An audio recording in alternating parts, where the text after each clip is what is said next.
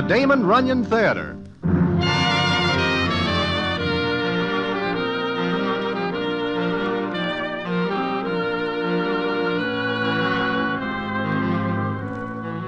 Once again, the Damon Runyon Theater brings you another story by the master storyteller, Damon Runyon. And this one, A Piece of Pie. And to tell it to you, here is Broadway. Thanks. Well, it is during the race meeting at Suffolk Downs, and I am there with Harry the horse. We do ourselves a little good. In fact, more than a little good, and I am feeling fine. When into our hotel room comes Harry and says... Broadway, are you here? Where else would I be, Harry? What is the matter? I just put us in the way of winning an even 10 grand. Huh? But what is the name of the horse? It is no horse, it is a human being. What? Harry, who enters a person in the races? You do not understand. This is a sure thing. Harry, where is the money we win on the GGs? I put it up as a forfeit for our man to appear. Appear? Appear where? Doing what? Harry, do not stand there just looking at me. Speak to me. Where is our scratch? Broadway, do not worry. It is as good as wheat in the bin. Now sit down and I will tell you what happens. So Harry the horse makes me sit down and tells me what happens. And what it is and what happens later, I will tell you in a minute.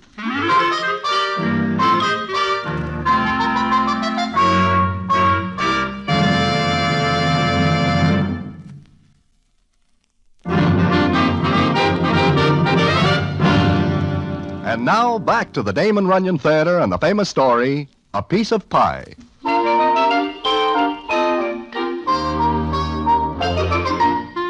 Well, like I say, Harry makes me sit down and he starts to tell me what he is talking about. I am having lunch, Broadway. Lobster. Broiled lobster at that little place where a broiled lobster is very good. You know, the place you like. Harry, get off the lobster and come to the point. I ask you again before I cook you, where is our money? That is what I am trying to tell you. You will not let me proceed. I will give you 10 seconds, of which 9.5 are gone. Take it easy. Well, like I say, I am eating the broiled lobster when I overhear a conversation going on at the next table. Now, ordinarily and usually I do not listen. I do not approve of eavesdropping. Do you? I approve of murder. I have a victim. Who? Where is the scratch? Oh. Well, I hear one character say that he knows somebody who is able to out-eat anybody else in the world. Now, I know that this is a foolish thing to say because, well, who do we know that is the greatest eater in the world? Huh? Why, Nicely Jones. Well, I put up our money to ensure that Nicely Jones will appear against their man who is named Joe Duffel. I wish to get this straight. You put up our money, all the tar I have in the world, that Nicely Jones will go into an eating contest against this Joe Duffel? You catch the idea, Broadway? But what if Nicely does not? Do you ever know him to pass up a meal? No. And do you ever know anyone who is able even to get near him in eating? No, I do not. Okay, so our money rests now with a broker. And our opponents put up a like amount that Joe Duffel will appear. But you say something about 10 grand. We go back to New York, Broadway, and we get certain citizens to put up dough. We take a certain percentage of their winnings for putting them onto a good thing. Well, are you sure these certain parties will go for this? Broadway, who does not go for a sure thing? Nobody. Then let us proceed back to New York and make arrangements.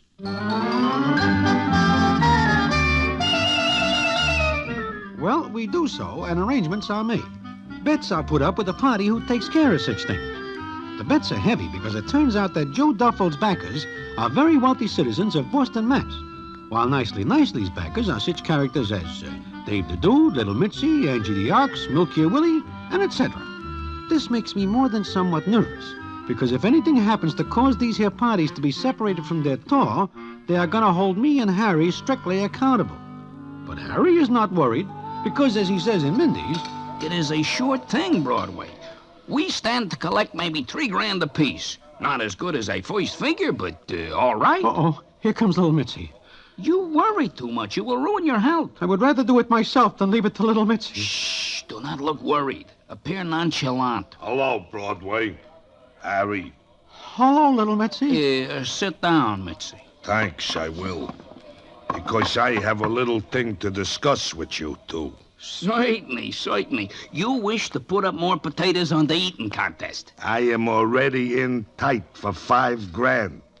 Today I have a bad day, and the $5,000 is my total capital. You have got no worries, Mitzi. Has he, Broadway? If he does not, I will share mine. Look, I discussed this with Dave the Dude, Angie the Ox, and Milk Air Willie. What a meeting. Huh? Nothing. Oh. Well, we are willing to bet on Nicely. We think he is a sure thing. That he is. But we do a little thinking and we come to a conclusion. Which is? Where is he? Where is who? Nicely. We're in New York, is he not? Do you see him lately, Broadway? No. Harry? Come to think of it, no, but I am sure he is alive. Then the thing to do is make sure you two stay the same. Huh? What do you mean, Mitzi? Where is Nicely? He is our entry, and we do not want him scratched. Find him. Yeah, well, Mitzi... Find him or another world in which to live. I will keep in touch with you. Often.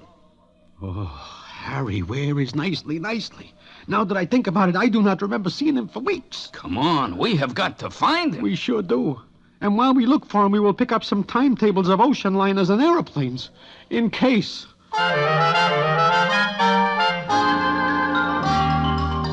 So we start the hunt for Nicely. We will know him if we see him, because he is about 5'5" and weighs in at close to 300. He is a horse player by trade, but eating is his hobby. But no one remembers seeing him lately.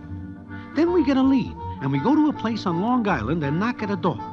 It is opened, not by Nicely, but by a tall, thin Judy. She is without doubt beautiful, but so skinny that Harry walks right into her before he sees her. She looks at us and says, "What do you want?" Excuse us, miss, but we are told we can find Nicely here. Who? Nicely Jones. No. Oh, you must mean Quentin. Who? Quentin Jones. The last name is correct, but the first one is an insult. Will you please tell me what you want? Can we see Mr. Jones? Why? It is very important. About what? Is he here? Who are you? Look, miss, it is urgent that we get in touch with our friend. Now. Hilda, What is it, Quentin? who's there? I don't know. That is not Nicely's voice. No, it is not. It is too weak. Then you've probably got the wrong Jones. Yeah, I guess so. Let us go, Broadway. Hilda, who is it? What's the matter? It's nothing, Quentin. These men have the wrong address. Broadway. Harry. Oh, my friends, come in. Quentin, do you know these men? They're my friends. Broadway.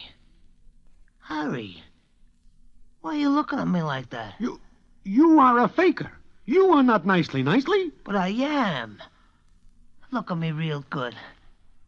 Who am I? Nicely? Where does all of you go to? What happens to you, Nicely? Now, look here, you two. If you have business with Quentin, very well. If you don't, please leave. Nicely, we have got to see you. Yeah, Hilda, baby, these are my old friends. I wish to talk to them. Oh, well, all right, but remember what I said. Yes, Hilda. If you do anything I don't like, it's all off. Yes, baby. I'm going shopping. I'll be back in half an hour. And remember, Quentin. I will never forget. She is beautiful. She is. But Nicely, what is the matter with you? We better sit down. At least I better. I cannot stand up for long. You are sick? Oh, no. I am real healthy. Healthy? Look at your pants. They are wrapped twice around your waist. Uh-huh. I lose some weight. Some? You have got enough space between your waistband and your waist to tuck away a racehorse. Those are the conditions Hilda gives me. Conditions? Hilda? Nicely, what are you talking about? She is my fiancée. I love her. She loves me. She? Nicely, you mean she makes you lose weight? When I am down to 200, we're going to get married. You mean you are not eating? Nothing with starch in it. Why have all the good things to eat got starch in them? Nicely. Think of your health. Hilda says I'm very healthy this way. How do you feel? Very healthy. If Hilda says so, I am. This is impossible. Look at you. How do you get mixed up with this doll? Love at first sight. We meet in the subway. I am wedged in a turnstile and she pushes me through. Harry, let us say goodbye to New York. Let us say goodbye to everything. Nicely. Listen to us for a minute, will you? Sure, but do not ask me to stand up. So we tell nicely what is the score. When we talk about eating, his eyes shine like 6 bits. But then he becomes very sad again and says as follows. I am very sorry, boys, but Hilda will never hear of it. She will break our engagement if I so much as touch a grape. Broadway, do you ever eat nothing but toasted whole wheat for a whole month? No, what I eat is nice white French bread, corn muffins, and hot biscuits with gravy on them. You are eating yourself into an early grave, and furthermore, you are breaking my heart. Look, Nicely. Maybe if we talk to Hilda, there might be an outside chance she will let you save our lives. You can talk to her, but I promise nothing. Quentin? In here, baby, in here. Oh. What did you eat? Not a crumb. Did I, boys? Not a crumb. Good. I'm going to fix your dinner in a minute. What are you going to fix? Because you've been such a good boy. A treat. What? What is it, Hilda? Wheat germ and carrot juice. Ooh. I can hardly wait. You'll like it, I'm sure. She is conspiring against your life. Nicely, you have got to get out of here before you have to use nails to hold your pants on. I am in love with her. That is your final word? It is hers. I see. And I know there is no use talking to her. No, I guess not. You will not do it for us, your friends. I have to think of my health and my future. Nicely, I have got news for you. Your future is as dark as ours. Goodbye. And that is that. It looks like I and Harry the horse are done for. We know that it is useless to argue with the guy in love.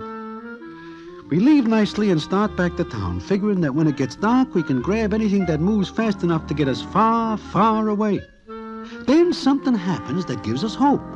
And what that is, I will tell you in a minute.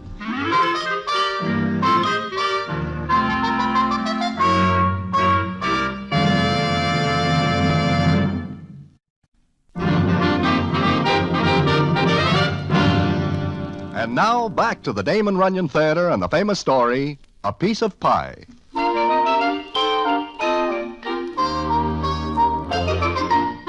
Like I say, Harry and me are wondering where to go.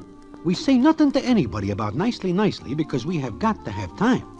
Then Harry goes to Belmont Park, and later he shows up in my hotel room. Broadway, you know what? Harry, do not jump in like that, especially not at a time like this. Broadway, today we get a break. What are you doing? Hacking, what else? You do not have to. Sit down and listen to me. Yeah, I do that once before, and I am now cemetery bait. No, I go to the track today and I give a tip to a character named McBurgle. You are feverish. There is nobody named that. And if there is, what good is he to us? He is the employer of Miss Hilda Slocum, whom you will recall as Nicely's fiancée. Nothing makes sense anymore. Listen to me, will you? I give a tip to this McBurgle. He is very happy because he win a wad of potatoes. Then I find out he is editor of a magazine called Let's Keep House. Harry, I have just got time to pack another handkerchief and catch a train. Goodbye. Stay here and die by yourself. Will you sit down and listen? Broadway, McBurgle is going to talk to Hilda Slocum. He is going to try to persuade her to let us have Nicely. Oh? How does he think he is going to do that? I do not know, but we are going to see Nicely and Hilda now. You want us to go outside? It is dangerous out there. This is our only chance. Let us go. I hope we will get pretty flowers.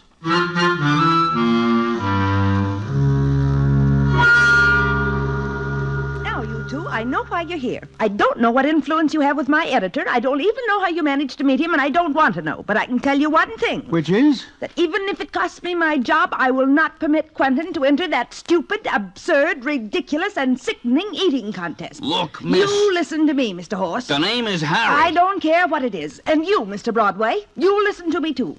I'll not stand by and see Quentin's health ruined by the greediness and mercenary objectives of his so-called friends. Oh, that does it.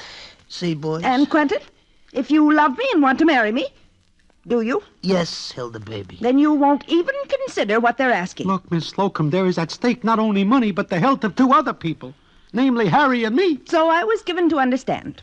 All right. Because my editor, Mr. McBurgle, asked me, I'll help you. I eat. Boys, I eat. You do not. But you say... I said I'd help, not let you have Quentin. You can have a friend of mine, Violet Schumberger. Who? Who? Violet Schumberger, a very dear friend. Hey, I know her, boys. She is no selling plater, but a real entry. But she is not you, nicely. You can have Violet or no one. But, can she eat? I've been trying for 10 years to put her on a diet. It's only because she's such a dear friend that I put up with her appetite. Boys, next to me, this doll Violet is easy 1-2 in any race where Rooten is concerned. Yeah, but how will we explain the switch to little Mitzi and the others? Broadway? It looks like we will have to. Miss Slocum, when can we see your friend? I'll bring her to see you. When? Tomorrow. All right. Tomorrow at noon at Mindy's.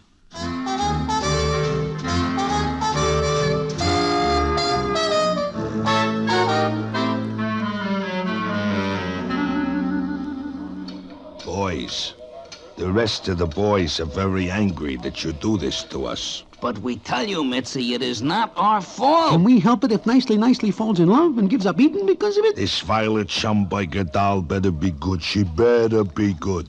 Hey, it is almost noon. Yeah, there they are. Is that the doll? It must be. I never see such a large doll. She has got a face like a town clock. My goodness, she is quite large. Boys, maybe you save yourself a lot of trouble. But the question is, can she eat? And there is Nicely and his fiancée. I never see such a large doll. Look, she's coming in sideways. Shh, be nice to her. Hello, boys. Hello, Nicely. Gentlemen, this is Violet Schumberger. How do you do? It is a pleasure. Hello. Hello yourselves. Well, when do we start eating? Violet. Don't be so stuffy, Hilda. Smells good in here. Think I'll have lunch. You just did 20 minutes ago. Lunch! She calls roast chicken, gravy, biscuits, honey, mashed potatoes, and pie a lunch. Well, who wants to see me? Who cannot? Miss, you know why you are here? Sure do, big boy. Miss, do not hit me like that again. Can't take it, eh? Well, let's get started.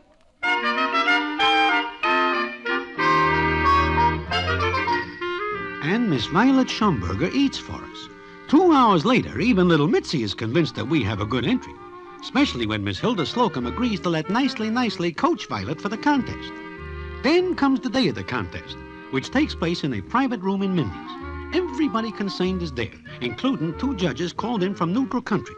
Harry the horse and me are very nervous again, because when we see Joe Duffel, who is our opponent, Harry says to me, Broadway, he looks like a pretty fair eater. Yeah, he is lean and tall. He will be dangerous. And I do not like the way little Mitzi is looking at us. All right, everyone, all right. Let's have your attention.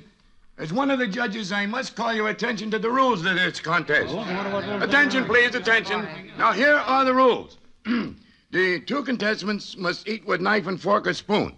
Speed will not count, only the amount of food consumed. We will take into account any food left on the plates over an ounce. Liquids will not count in the scoring. The losing side is to pay for the food. In case of a tie, the contestants will eat it off immediately in ham and eggs. We agreed that a coin will be tossed to see who gets to choose the first course. Harry, Broadway, your contestant ready? Just a minute. Violet, how do you feel? Fine. I warmed up on sauerkraut and spare ribs. You eat before you get here? I was hungry. Nicely, why do you let her do it? I feel sorry for her when she tells me she's hungry. Oh, no. Well, gentlemen, Well, we are ready. then call the toss. Heads. Tails. Mr. Duffel, name the first course. 2 quarts of olives, 2 bunches of celery, and a pint of walnuts. Agreed. Miss Schumberger, name the second course. 12 dozen cherry stone clams. Mr. Duffel? 2 gallons of Philadelphia pepper pot soup. 2 5-pound striped bass. A 20-pound roast turkey. I will repeat the order so there will be no argument later. First course, 2 quarts of olives, 2 bunches of celery, and a pint of walnuts. Second course, 12 dozen cherry stone clams. Third course, 2 gallons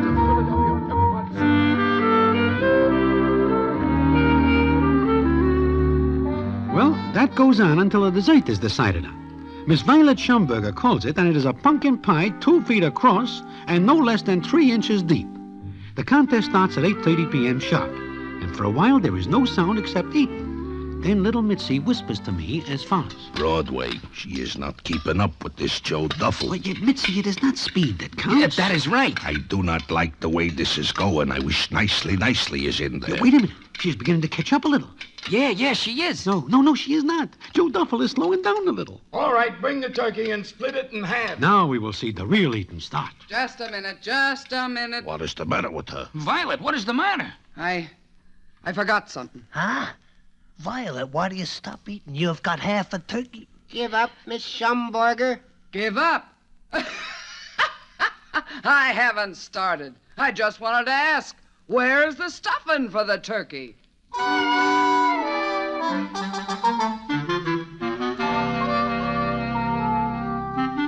Where is the stuffing, she asks.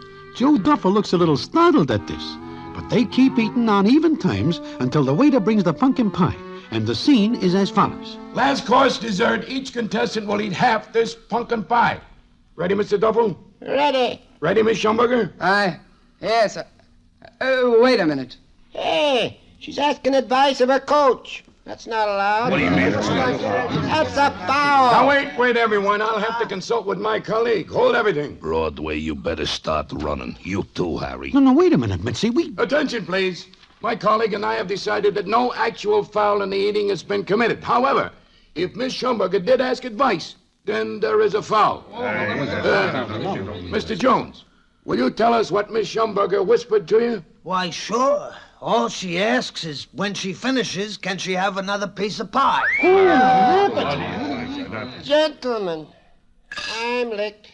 I can't eat another bite. He's quitting. It's useless for me to go on against this girl who asked for more pie even before she starts on the piece before her. I'm almost dying as it is, and I don't want to destroy myself in a useless effort. Gentlemen, he's not human. He's quitting. Three cheers for Miss Violet Schumberger. Hip, hip, hooray! Hip, hip, hooray! Hip, hip, hooray! Broadway, Harry, you are geniuses. Hey, look! Joe Duffel passes out under the table. Ah! Nicely. Look, Nicely also passes out. All right. Everybody out. Come on, clear the premises. We will take care of things. Come on, outside. Poor Nicely. Is he dead? No, he just looks like he has fainted. I owe everything to him, everything. Huh? You mean we owe everything to you? Oh, no. What I really whispered to him was that I was a goner. That Mr. Duffel is a pig.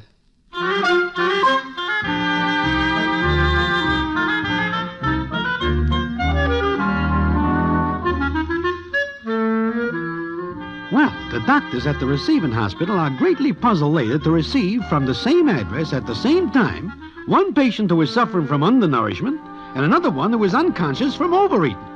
Now, that is not the end of my story, not by a long shot. And what really is, I will tell you in a minute.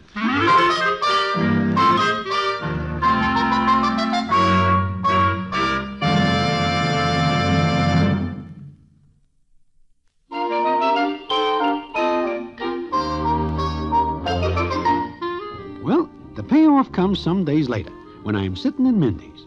I look up, and who is standing by my table but Miss Hilda Slocum? Naturally, I am very curious as to why she is in an eating place. I ask her to sit down, and she says, What's that you're eating, Mr. Broadway? This, chicken fricassee with dumplings, hot biscuits and honey. Why? Is it good? Wonderful. But, why do you ask? Oh, I just wondered. By the way, how is Nicely coming along? I don't know. He's out of the hospital, but I haven't seen him.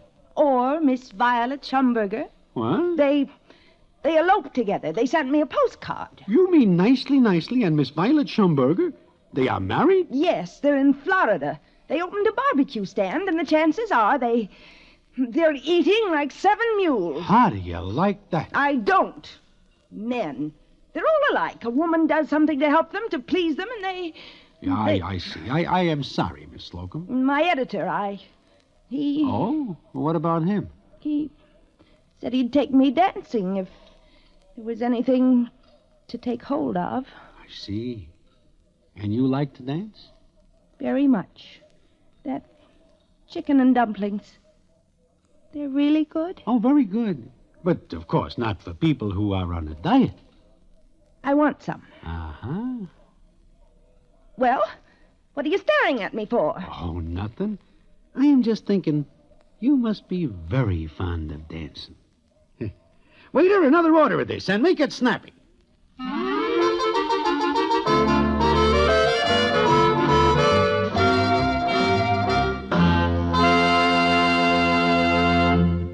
And so ends the famous Damon Runyon story, A Piece of Pie.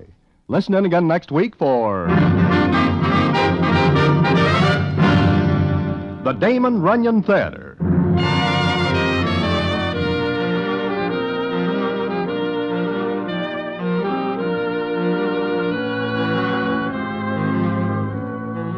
The Damon Runyon Theater, with John Brown as Broadway, is directed by Richard Sanville, and the story is adapted for radio by Russell Hughes. Vern Karstensen is in charge of production. This is a Mayfair production.